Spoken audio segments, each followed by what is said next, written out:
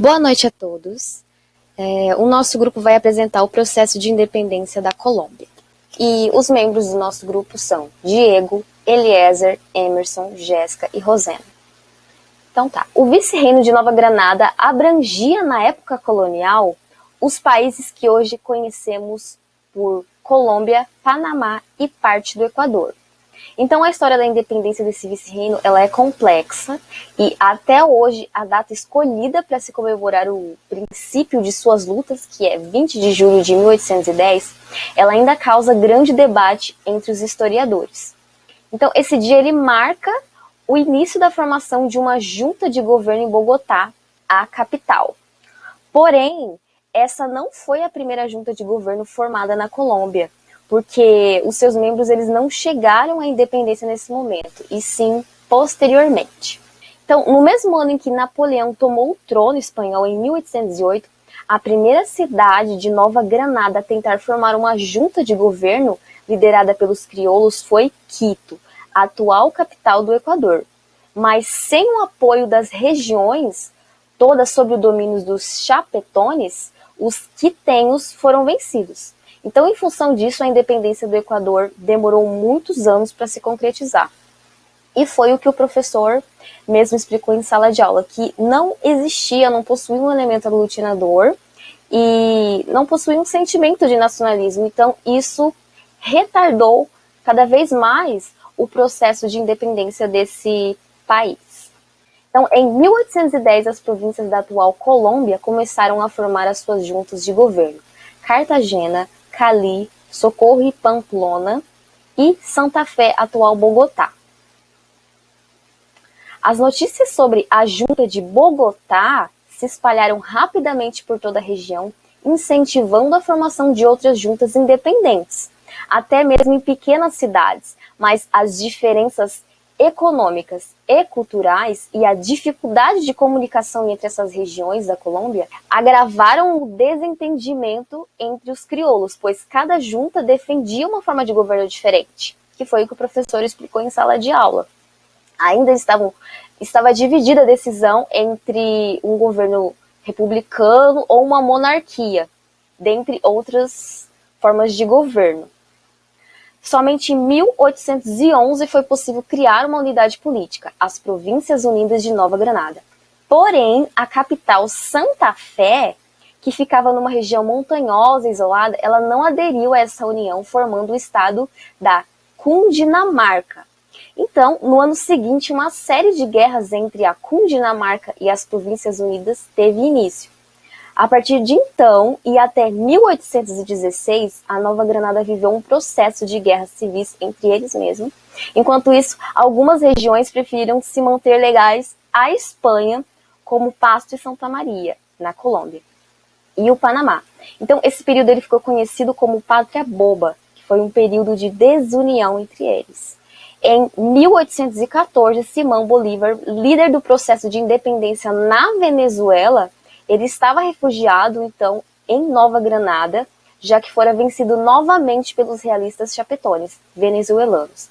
Bolívar, que ele sonhava em formar um grande estado na região, englobar a Nova Granada e a Venezuela, então, a partir desse momento, ele começou a liderar um exército das Províncias Unidas, e assim ele venceu e anexou a Cundinamarca, enfim, em dezembro de 1814. Então, o Diego ele vai continuar a apresentação falando sobre a invasão da Espanha nas Américas para restaurar a ordem colonial, como também ele vai se aprofundar um pouco mais na figura de Bolívar. Dando sequência aqui ao que já foi dito, né, e seguindo as direções que o Leslie Bethel, historiador inglês, né, que se especializou muito no estudo da América Latina e da brasileiridade, né, fez, nós podemos dizer que o Congresso de Cúcuta veio a reconhecer em 1821 a Gran Colômbia como esse conjunto dessas três repúblicas, mas que ainda mesmo após esse congresso, algumas batalhas tiveram que ocorrer para que se pudesse oficializar, né, essa situação, como, por exemplo, a Batalha de Carabobo e a Batalha no Lago de Maracaibo, que ocorreu só em 1823. Simão Bolívar cada vez mais ocupado com a questão do Peru, né? Conseguiu em 1824, na chamada Batalha de Ayacucho, no Peru, onde colocou fim mesmo a qualquer situação do domínio espanhol na América do Sul. No entanto, né, essas antigas divisões elas não foram bem definidas devido às enormes distâncias que existiam entre esses países, né? E isso abriu espaço para que inimigos, por exemplo, de Simão Bolívar, como o general Santander, né, acabasse agravando a desconfiança, né? E mesmo a República da Grã Colômbia sendo reconhecida pelo Jorge IV, né, na Inglaterra, ele não assinou nenhum tratado com o nome da palavra república em inglês. Em 1826 as condições econômicas já estão bem escassas, né? E dessas três repúblicas, Nova Granada, Venezuela e Equador, então a população predominantemente rural, elas são pouco povoadas, né? Mesmo Nova Granada possuindo enorme capacidade econômica através de suas minas, né? Isso não acabava gerando uma economia dinâmica para essa população. E a Venezuela ela havia sido mais bem sucedida como colônia, né, espanhola, principalmente por causa do cacau. Mas de qualquer forma, esses três lugares vão ter que esperar pelo um ciclo do café, que primeiro aparece no final da década de 30 e depois retorna um outro ciclo mais ou menos por volta de 1850, para que as suas economias elas comecem a dar algum sentido dinâmico. No entanto, o que se existia era uma flutuação constante. O fumo da Colômbia começa a se destacar e ele entra na Alemanha, conseguindo pela primeira vez um bom mercado. E é bom sempre lembrar que a escravidão, né, ao longo desse processo, ela não foi abolida de uma vez, mas ela foi sendo minada pouco a pouco, conforme diminuía o recrutamento de negros nos exércitos, né? Isso acabava diminuindo, então a escravidão pouco a pouco ela ia diminuindo, né? E também ocorria ao mesmo tempo a diminuição do domínio da igreja e a constituição daquilo que o Leslie Bethel diz que se chama um catolicismo republicano, né? Roma só vem a reconhecer em 1840 esses estados. Esse catolicismo republicano ele é um colapso na organização do clero e uma forma muito própria e distinta da organização do papel da igreja dentro dessa sociedade. Bom, os conflitos que vão ocorrer ali no processo de independência da América Espanhola vão se originar principalmente a partir de uma insatisfação, né, da elite crioula em relação às políticas empregadas pela coroa espanhola. Porém, é até anterior a esse episódio que eu coloquei no slide, porém vai se intensificar a partir desse momento que vai ocorrer a invasão da Espanha pela França de Napoleão no início do século XIX, que vai ocasionar uma certa fragilidade, né, no controle da coroa em relação às suas posses ali na América Latina. Então, um certo abandono. Bom, nesse cenário eu apresento a figura de Simão Bolívar, que é um representante, né, dessa elite crioula local, que é nascido na colônia, mais especificamente na Venezuela, e advém de uma família rica e branca, porém é um membro, né, da colônia, nascido na colônia já. Porém ele desfruta de uma riqueza e de certos luxos que a população a população comum local ali não possui, né? Como a possibilidade de uma educação no estrangeiro, que inclusive ele obteve, né? E que lhe gerou um contato, né, com as ideias liberais que vão estar ocorrendo ali na Europa e que vão influenciar profundamente, né, e gerar essas ideias revolucionárias que lhe caracterizam, né, como um personagem histórico. Bom, ele, entre as vitórias dele, as derrotas, as batalhas e os exílios, né, ele vai participar ativamente na conquista da independência da região, ali do vice-reino de Nova Granada, principalmente, que abrange vários países, como a Jéssica já mencionou.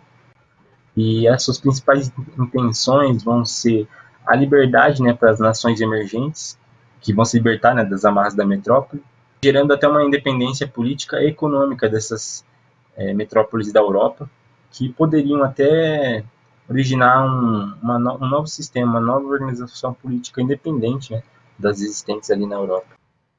E ele ainda era um defensor de uma centralidade que, apesar de reconhecer, né, a força dos governos locais ali existentes, essa centralidade serviria para gerenciar, né, e fortalecer as variadas forças locais em uma unidade forte principalmente contra as ameaças externas, né, da Europa, principalmente. Bom, e ele possui uma ferrenha rejeição ao sistema monárquico, possuindo mais um interesse pelo sistema federalista, que é aquele sistema que reúne várias federações em um Estado único.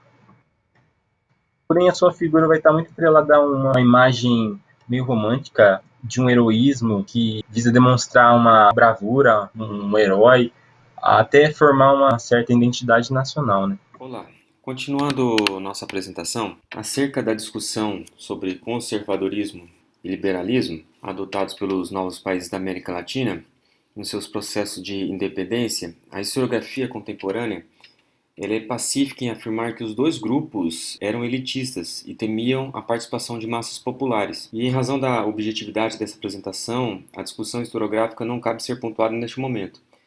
Entretanto, o que deve ficar claro é que os autores apontam que os liberais eram portadores de um projeto de mudança social, que previa a destruição dos elementos de sobrevivência das sociedades coloniais, enquanto os conservadores prezavam pela manutenção da ordem social como ela estava posta, né?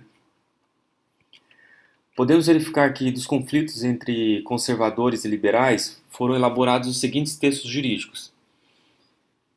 O primeiro modelo constitucional, que é a Lei Fundamental de 1819, o segundo modelo constitucional, que é a Constituição de Cúcuta, de 1821, e o terceiro modelo constitucional, que é a Constituição de 1830. Destes textos legais, nós podemos extrair que a Lei Fundamental de 1819, ela adotou direções liberais no aspecto econômico e adotou um caminho conservador no campo político.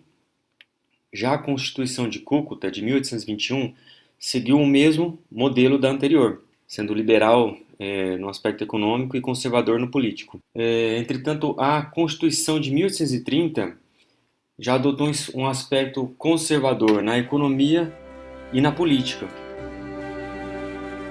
Colombia, tierra mestiza, ay de